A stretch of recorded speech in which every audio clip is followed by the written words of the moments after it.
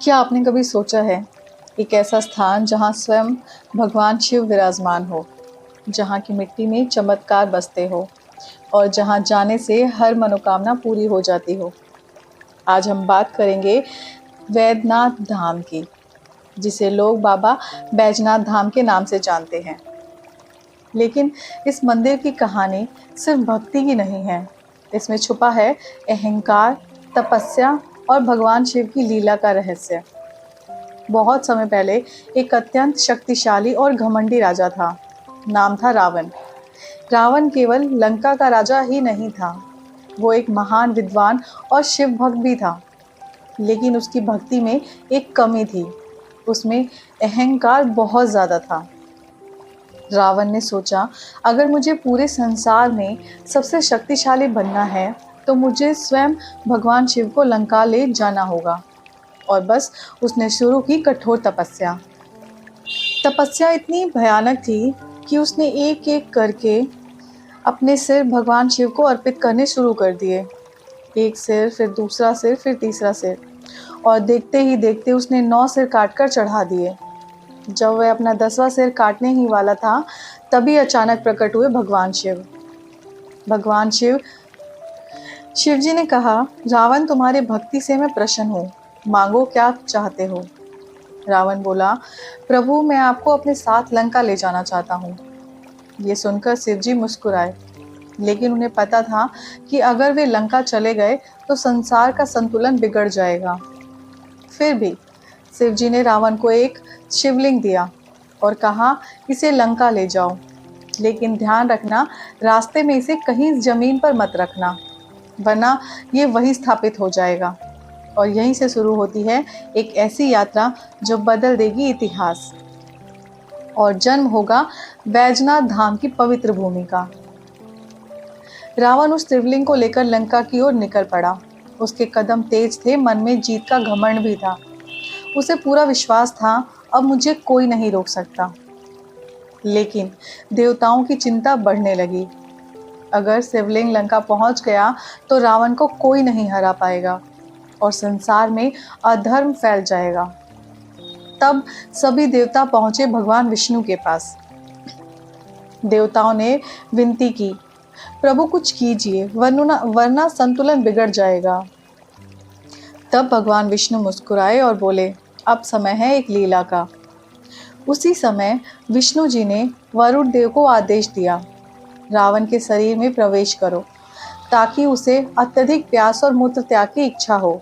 और जैसे ही रावण आगे बढ़ा, अचानक उसे जोर से प्यास लगी और उसे महसूस हुआ कि अब वह ज्यादा देर तक शिवलिंग को पकड़ नहीं सकता। लेकिन समस्या ये थी, शिवजी ने एक साफ बात कहा था, शिवलिंग को जमीन पर मत रखना। तभी वह एक छोटा बालक दिखाई दिया। वे कोई साधारण बालक नहीं था, वे स्वयं थे गणेश जी। रावण ने कहा, बच्चे, जरा इस शिवलिंग को पकड़ो, मैं थोड़ी देर में लौटता हूँ। गणेश जी मुस्कुराते हुए कहा, ठीक है, लेकिन मैं ज्यादा देर तक इसे पकड़ नहीं पाऊंगा। समय बीतने लगा। रावण वापस आने में देर कर बैठा और गणेश जी ने 3 बार आवाज लगाई, रावण आओ, मैं अब इसे और नहीं पकड़ सकता।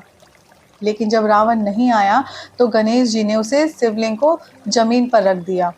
जैसे ही शिवलिंग जमीन पर रखा, वह वही स्थिर हो गया हमेशा के लिए। और वही स्थान आज कहलाता है बैद्यनाथ धाम।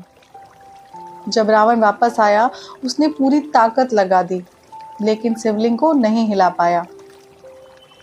उसका घमंड उसी जगह टूट गया। जब रावण वापस आया, उसने देखा कि शिवलिंग जमीन पर रखा जा चुका है। उसका चेहरा गुस्से से लाल हो गया।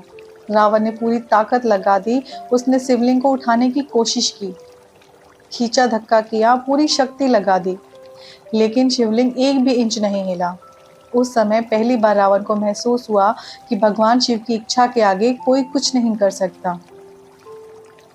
लेकिन रावण हार मानने वालों में से नहीं था। उसने सोचा, अगर मैं शिवलिंग को ले नहीं जा सकता तो मैं भगवान शिव को यहीं प्रसन्न करूंगा। और फिर रावण ने वहीं बैठकर शुरू की एक कठोर तपस्या। इस बार उसकी भक्ति से में अहंकार नहीं था, सिर्फ समर्पण था, सिर्फ प्रेम था। कहते हैं रावण ने अपने शरीर की नसों को निकालकर उन्हें वीणा की तरह बजाया और भगवान शिव के लिए गाने लगा एक अद्भुत स्तुति, वही स्तुति जो आगे चलकर बनी शिव तांडव स्तोत्र। उसकी भक्ति इतनी सच्ची थी कि पूरी सृष्टि में कंपन होने लगा। देवता भी चौंक गए और तब एक बार फिर प्रकट हुए भगवान शिव। शिव जी ने कहा, रावण, अब तुम्हारी भक्ति में अहंकार नहीं, सिर्फ सच्चा समर्पण है। रावण ने झुककर कहा, प्रभु, अब मुझे कुछ नहीं चाहिए, बस आपका आशीर्वाद चाहिए। शिव जी प्रसन्न हुए और उन्होंने रावण को आशीर्वाद दिया, ये स्थान सदैव पवित्र रहेगा और यहाँ आने वाले हर भक्त की मनोकामना पूर्ण होगी। और तभी से वैद्यनाथ धाम बन गया एक शक्तिशाली और चमत्कारी तीर्थ। लेकिन क्या सच में रावण पूरी तरह बदल गया था या फिर उसके अंदर का अहंकार अभी भी बाकी था? आपने कभी सोचा है इस स्थान का नाम वैद्यनाथ क्यों पड़ा?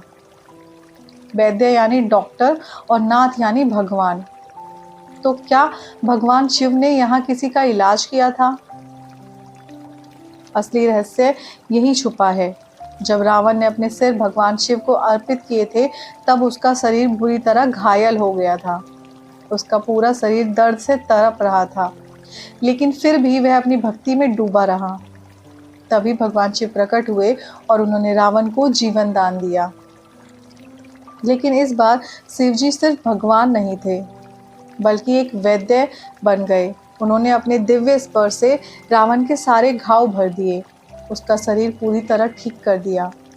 उसी क्षण भगवान शिव को कहा गया वैद्यनाथ, यानी वो भगवान जो स्वयं वैद्य बनकर उपचार करे।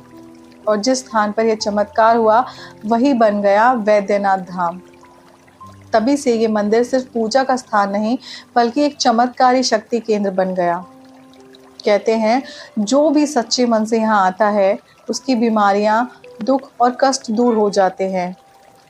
यहाँ की ऊर्जा इतनी शक्तिशाली है कि लाखों लोग हर साल यहाँ दर्शन के लिए आते हैं।